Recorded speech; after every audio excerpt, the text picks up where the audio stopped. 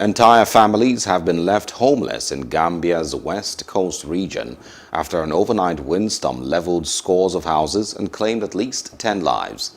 The heavy rains, winds and flooding also damaged utility infrastructure, leaving many coastal urban areas without electricity or running water. It's more than 1,500 people are now displaced.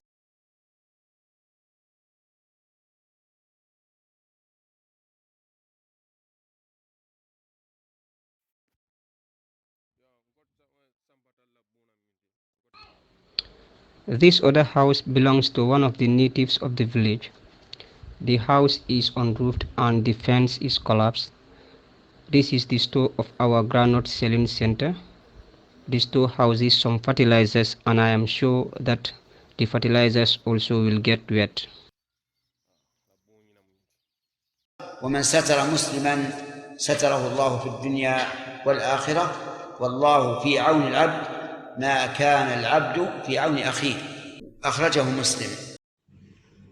The Messenger sallallahu alaihi wasallam said, whoever shields a Muslim, Allah will shield him in this world and the hereafter, and Allah will aid his slave so long as he aids his brother.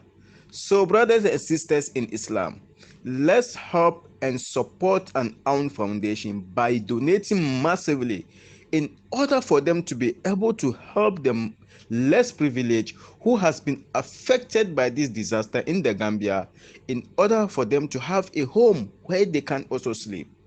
Please, you can support by donating through our PayPal account, or you can WhatsApp us through our WhatsApp number. You can find it below in the video you are watching currently.